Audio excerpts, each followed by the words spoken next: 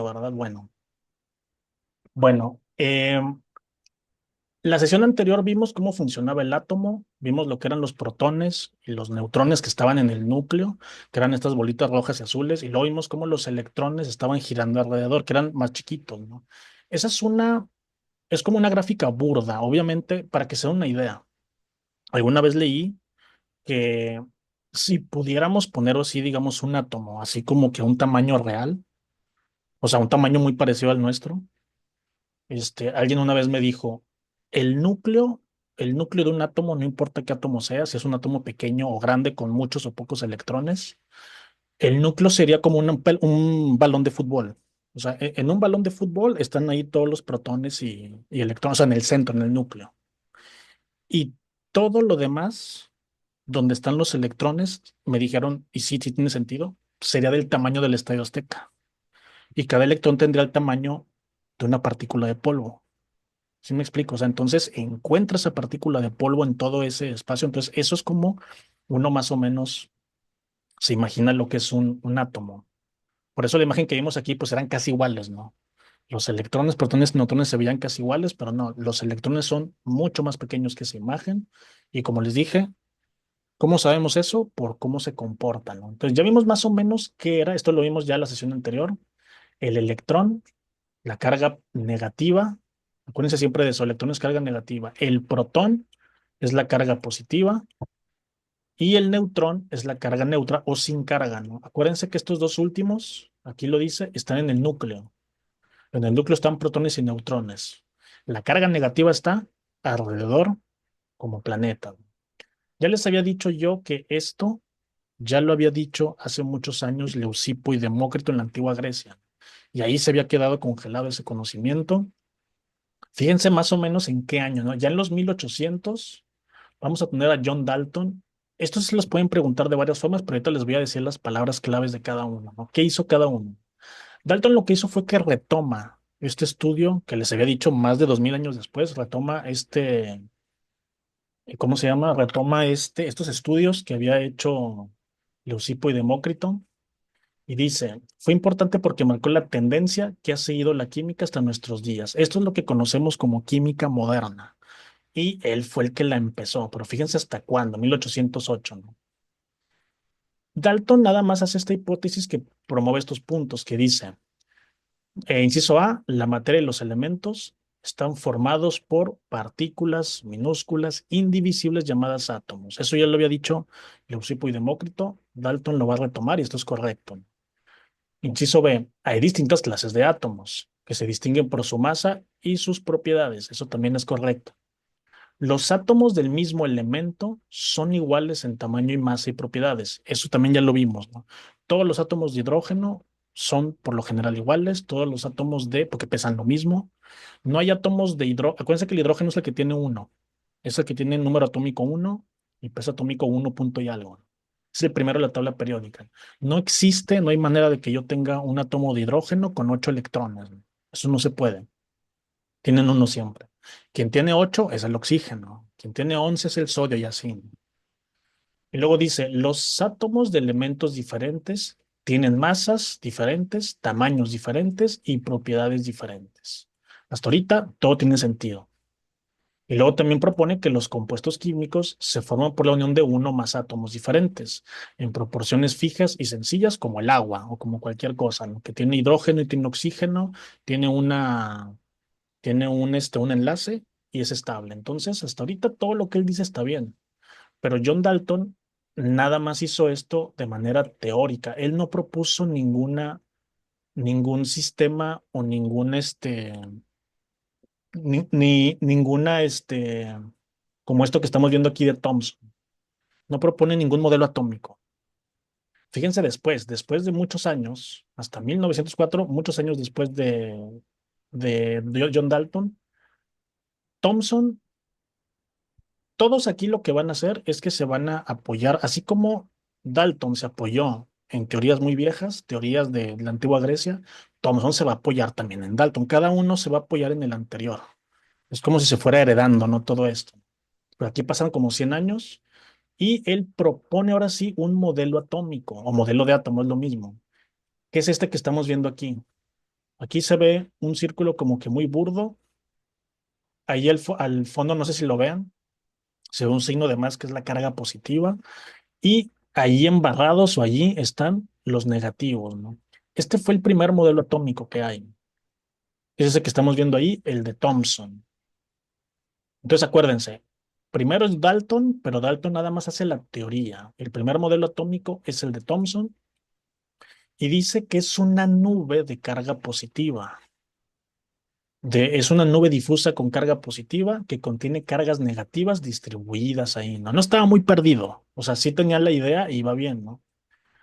A este también se le conoce, en el examen estos les van a preguntar muchas veces, pudín de pasas, aunque no lo crean de todo esto, esta es la palabra clave, el pudín de pasas. Preguntan mucho en exámenes de colegio de bachilleres, de CONAMAT, de ingreso a la UNAM, de los que se imaginen siempre ponen esto, según el cual los electrones eran como pasas negativas incrustadas en un pudín de materia positiva.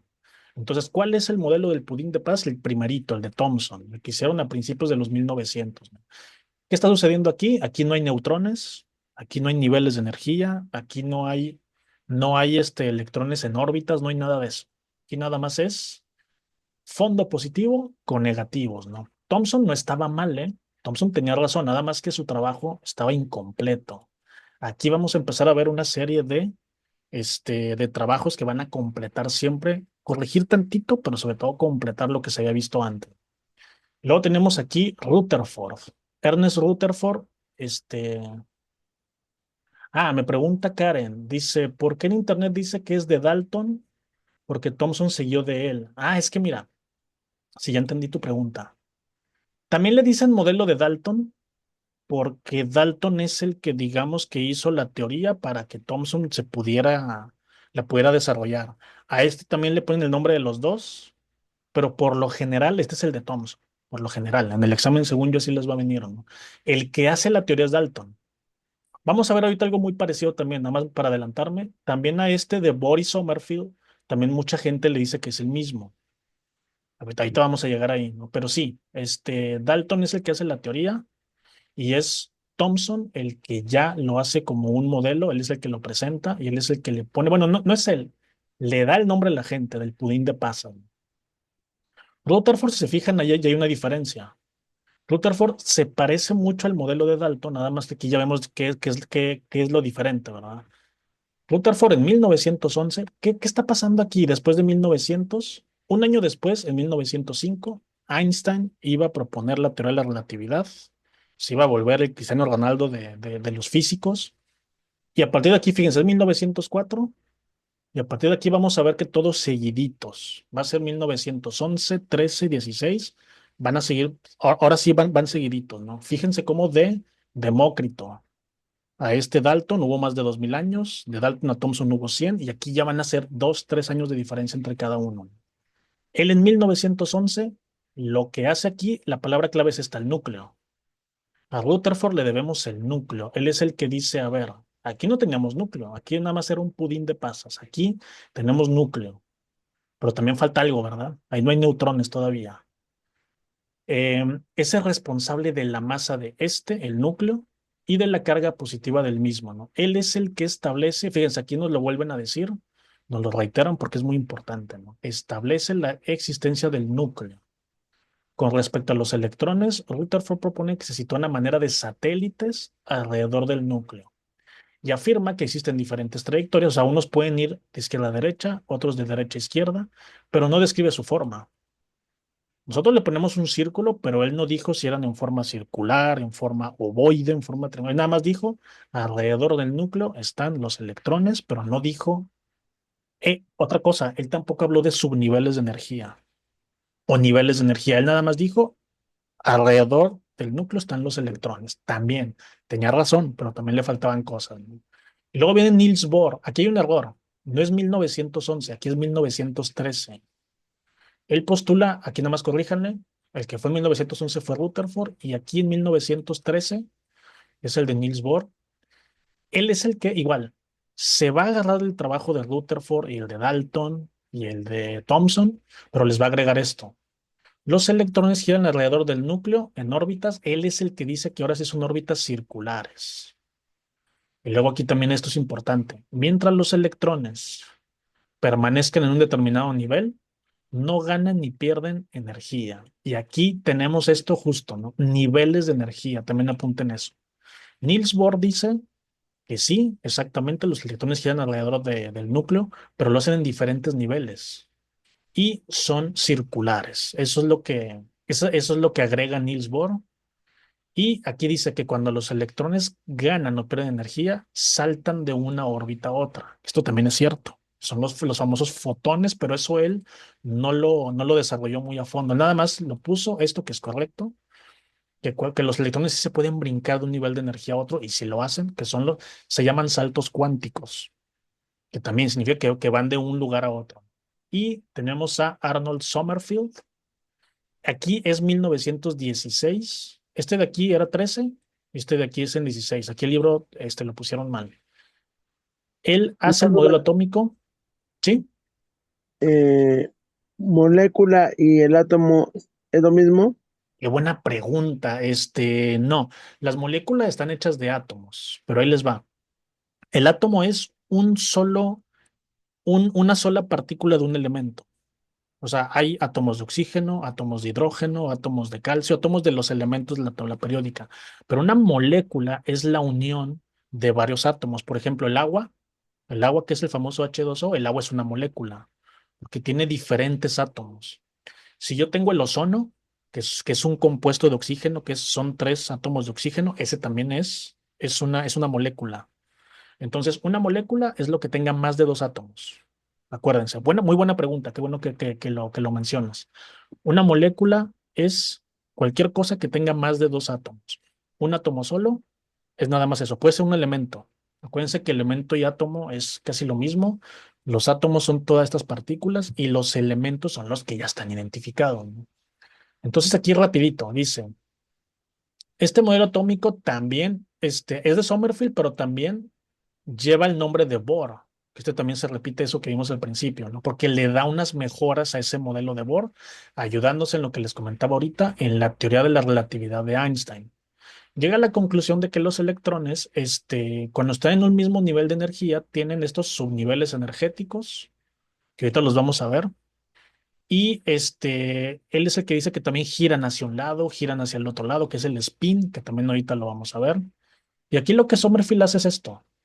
Los electrones se mueven en órbitas elípticas. Aquí agreguen esto, elipse. Acuérdense la diferencia. La elipse es como un círculo alargado, es muy diferente a un círculo normal. A partir del segundo nivel energético existen dos o más subniveles del mismo nivel. Él va todavía a ampliar todo lo que era el modelo. Por eso también se le conoce como modelo Bohr-Sommerfeld. También se le conoce así.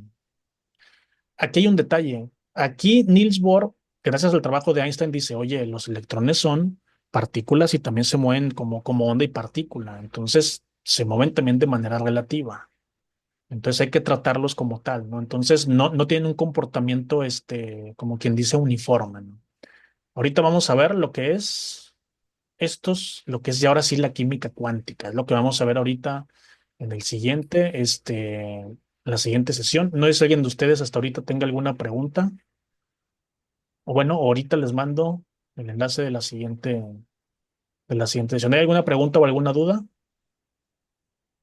Por mi parte no, profe. No, pero Gracias. Bueno, no, ahorita en profe. 2 minutos les mando el enlace de la siguiente. Gracias.